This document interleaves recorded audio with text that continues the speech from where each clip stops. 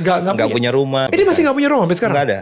Rumah saya ngontrak 10 juta setahun. Kalau misalnya nih ya, Ayahman ini anggap aja deh, nggak memberi, anggap aja. Udah berapa miliar? 850 ton beras. Habis itu masjid, berapa ribu masjid, segala kayak gitu. Jadi sebenarnya kalau misalnya itu saya yakin banget Ayahman gak ngelakuin ini. Tapi maksudnya kalau misalnya di balance sheet, habis itu dihitungin profit and loss-nya, dikasih neracanya, segala kayak gitu. Itu kalau misalnya dihitung-hitung, sebenarnya udah kayaknya kaya banget gitu kan. Cuman itu Ayahman nih nggak memiliki sama sekali gitu, malah nggak punya, nggak punya rumah. Ini masih nggak punya rumah sampai sekarang? Nggak ada. Rumah saya ngontrak 10 juta setahun di samping masjid dan saya bayar sendiri. Iya, saya kontraktor. Sudah 10 tahun ngontrak di rumah situ. Tapi sebenarnya mobil, rumah, nggak ada. Mau beli rumah?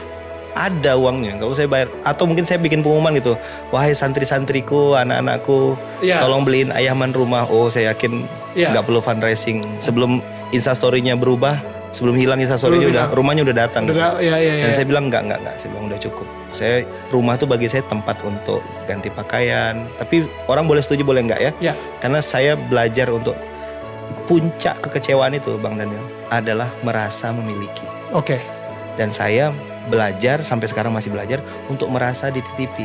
Anehnya saat saya tidak lagi sudah ada rasa untuk memiliki, itu sama kayak rasa memiliki itu sama kayak kita ngejar bayangan. Coba lihat ya. Ini sumber cahaya. Saya membelakanginya lalu saya kejar bayangan itu. Semakin saya kejar semakin nggak dapat. Ya, yang orang cerdas lakukan adalah dia harus berbalik ke sumber cahaya itu. So good. Maka bayangan tidak punya pilihan lain kecuali mengikutinya. Nah, sumber cahaya itu adalah Allah. Tuhan memberi. Jadi ketika kita menghadap ke sumber cahaya, bayangan ini seperti dunia. Dia nggak punya pilihan lain kecuali mengikuti kita. Dan dunia itu, Bang Daniel, pasti datang dalam keadaan hina di bawah kaki orang yang berharapnya kepada Zat yang Maha Kaya tadi.